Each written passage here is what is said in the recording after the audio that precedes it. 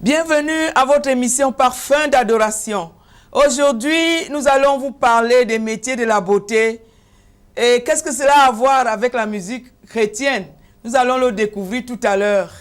Les musiciens chrétiens eux aussi sont entrés dans le showbiz et également ils doivent être regardés comme tout autre artiste. Pour cela, nous sommes allés trouver une dame, celle qui fait dans les métiers de la beauté. Elle est esthéticienne, elle a une école d'esthétique, manicure, pédicure et autres. Alors elle est là, elle va vous dire si réellement un artiste chrétien peut aussi bien se mettre pour louer le Seigneur. Adoration, adoration. Bienvenue à Chantal. Chantal, bienvenue. Merci, Madame Odile Gasca. Je suis Madame Emma Chantal, directrice de l'Institut de beauté Clairchamp, école de formation professionnelle. L'artiste musicien religieux doit bien se mettre, autant que tout le monde, parce que le métier d'artiste est un métier qui appelle à l'observation, à regarder, à copier et aimer. Et pour cela, il faut de la beauté autour, parce que la beauté captive. L'artiste musicien religieux doit donc être présentable, soigné, propre pour attirer, pour captiver. Parce que tant qu'on n'est pas beau, on n'attire pas l'attention, on ne captive pas les regards. Merci beaucoup, Madame Emma. Qu'est-ce que vous faites exactement dans votre école de formation? Dites-nous exactement en quoi consiste votre travail. Notre travail consiste dans l'école, dans la formation, de former les jeunes qui veulent aussi être dans notre métier, le métier de la beauté, le grand métier de la beauté. Nous voulons d'abord rappeler aux uns et aux autres que ce métier n'est pas une série C, n'est pas pour celles qui ont abandonné les études ou qui ont tout raté. Justement, il faut avoir une bonne valeur intellectuelle pour le faire, parce que l'école ne s'arrête pas. L'école continue et pour réussir dans ce métier, il faut avoir l'esprit prédisposé à la biologie, à la physique-chimie, les langues, le français, l'anglais, il faut bien s'exprimer pour le faire, les mathématiques. Parce que nos programmes renferment les cours de gestion, la législation, les langues, mathématiques, physique, chimie, ce qui nous aide à faire la cosmétologie, dermatologie. Incroyable, pourtant nous pensions que le métier de la beauté, c'est pour tous ceux qui ont tout raté. Non, pas du tout.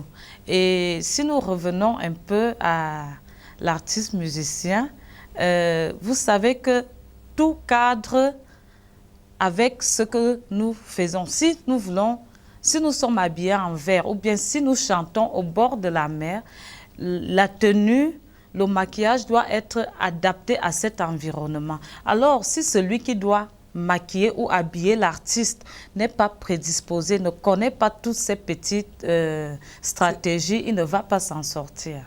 Voilà, merci beaucoup. Et qu'est-ce que vous pensez? Vous avez certainement lu la Bible, vous êtes une chrétienne. Dieu et la beauté, est-ce que Dieu et la beauté vont ensemble? Dieu et beauté vont tellement ensemble. Lorsque Dieu a créé Adam, il l'a fait dans un jardin, le jardin d'Éden. Chaque fois que les gens veulent signifier quelque chose qui est beau, ils identifient ça jardin d'Éden. Donc Dieu aime la beauté. Il n'est pas extravagant de dire que l'artiste, musicien religieux, doit être bien mis, doit être mis harmonieusement, doit se maquiller, prendre soin de lui, parce que c'est Dieu qui est la beauté, c'est Dieu qui a créé la beauté.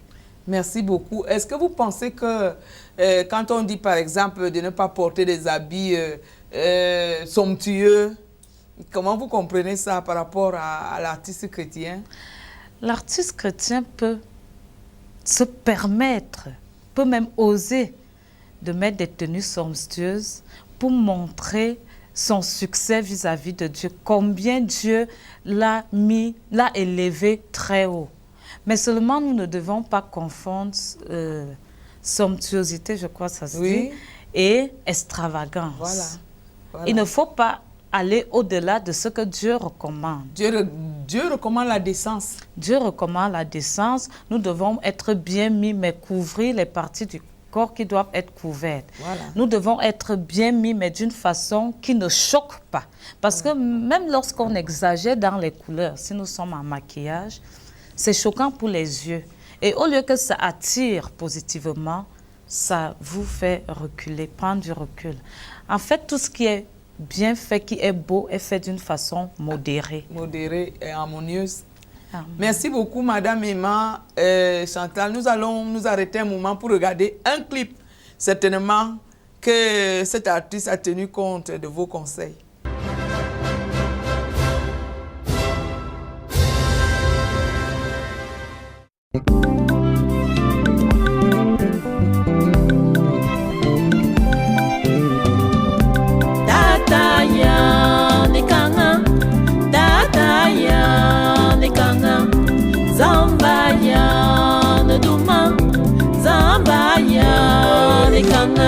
Zambo yangu lisunya ya lekanga yo angate yo basia byo biseyete ate motabe na me valaje tele nyonjo ya byo bisa de metingo dato edebia Zambo yangu lisunya ya lekanga yo angate yo basia byo biseyete ate motabe na me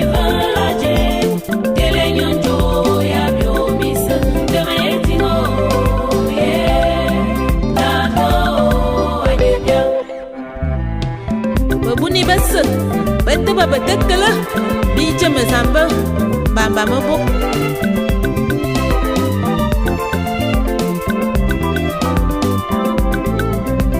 Je me sais believe be zamba amunye tamaliti ananye bia abale bia biombis abuti bia me fabe messi ajoute de matinga womana maye bayeni jamese Zambo yangu lisunya ya lekanga yo angate yo basia byo biseyete ate motabe na me valaje tele nyonjo ya byo bisa de metingo dato edebia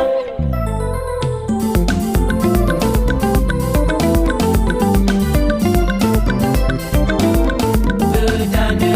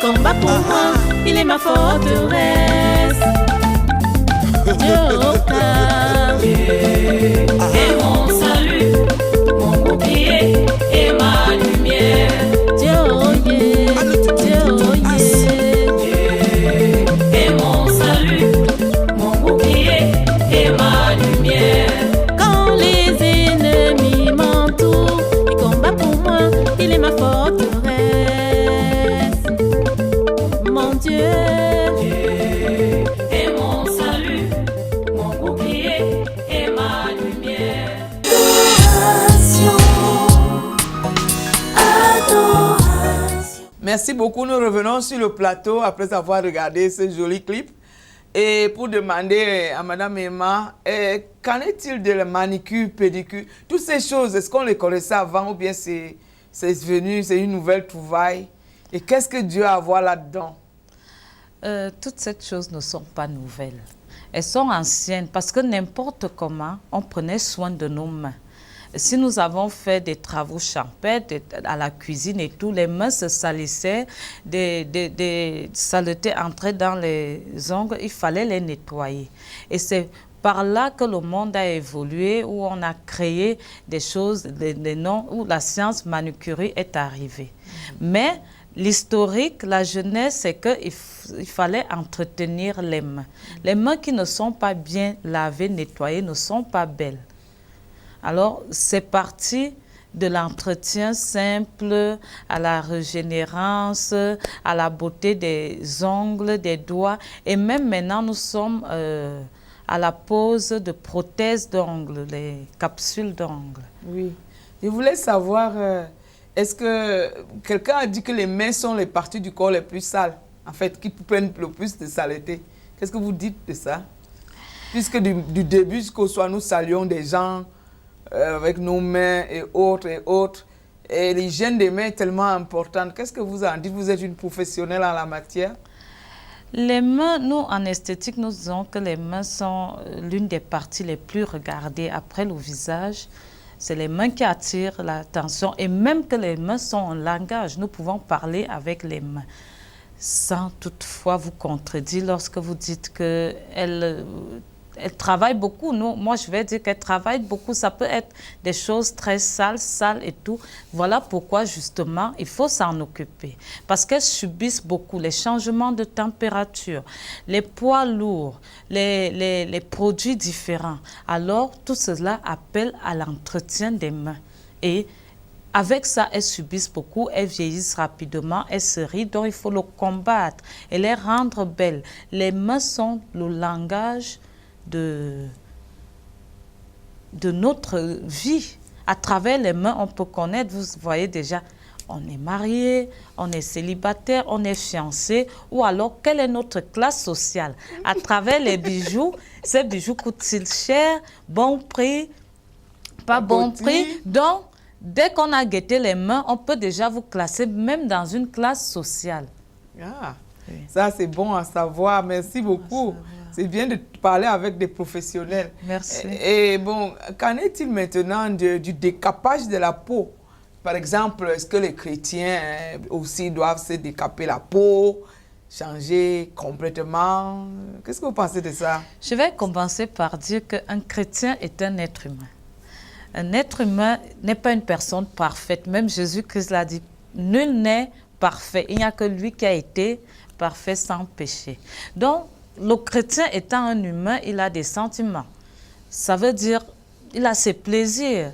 Aimer avoir un teint clair, un teint un peu sombre, être normal, aimer les extensions de cheveux, ainsi de suite. Maintenant, ça dépend de chacun. Mais ce que je donne comme conseil à ceux qui sont autour de nous, à nos téléspectateurs, le décapage est très nocif pour la santé.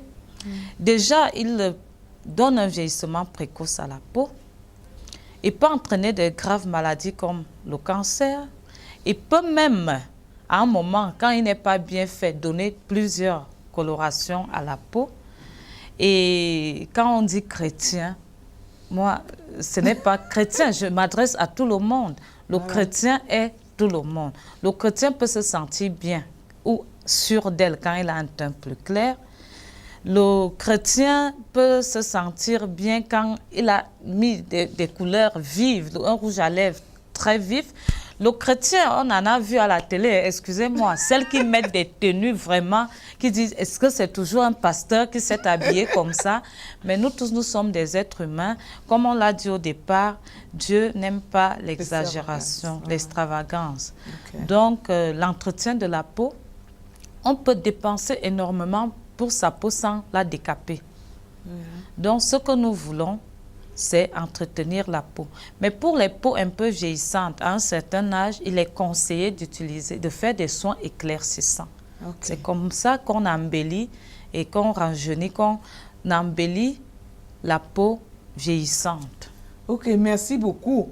Et je suis très sûre que les téléspectateurs ont vraiment été bénis, ils ont été édifiés, ils ont été instruits même. Et là maintenant, vous êtes chrétienne, je veux vous demander une chose, c'est de prier pour tous ceux qui nous regardent, nos téléspectateurs. Est-ce que vous pouvez dire un mot de prière en parlant de la beauté? Faites un mot de prière pour tous ceux qui nous regardent. Éternel Dieu Tout-Puissant, tu es le Dieu créateur de tout cet univers. C'est toi qui as créé le beau, c'est toi qui as créé la science. Et à travers cela, nous te prions de suivre tes pas, de nous amener à aimer toujours ce qui est beau, à le pratiquer, de nous édifier dans la science de ce qui aboutit au beau. Seigneur, nous t'interpellons afin que tu nous édifies pour rester raisonnable dans cette beauté. Nous te prions également d'orienter ceux qui ont choisi ces métiers vers nous et vers tous les autres professionnels, et que les parents ne pensent plus que c'est un métier des ratés. Je te remercie pour ce jour. Je te prie de bénir ceux qui coordonnent cette émission, particulièrement Madame Odile Gasca qui m'invite ici ce jour. Toute cette prière est faite au nom de ton Fils Jésus-Christ, notre Sauveur. Amen. Amen. Merci beaucoup. Et nous voulons dire merci à tous nos téléspectateurs. Nous avons vraiment été édifiés par cette professionnelle des métiers de la beauté. Dieu est beau et magnifique et il a créé l'être humain très beau et magnifique. Et il veut que nous puissions toujours rester beaux pour sa gloire.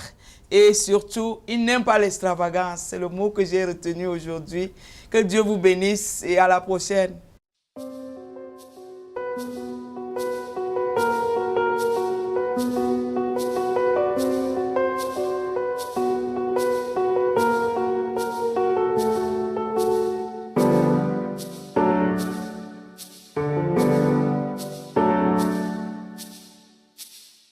Tombé du ciel, tombé du ciel, il a réouvert les portes d'Israël.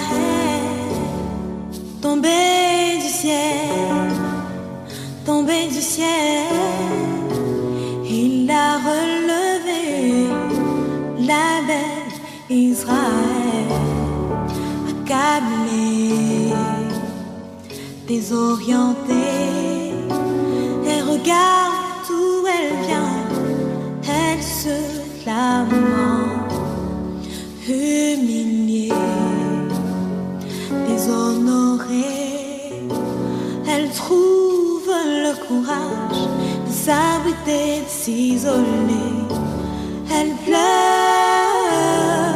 et ses cris de douleur parviennent aux oreilles de son unique Père. Elle pleure et ses cris de douleur parviennent aux oreilles de son unique Père. Si malheureuse, le cœur meurtri,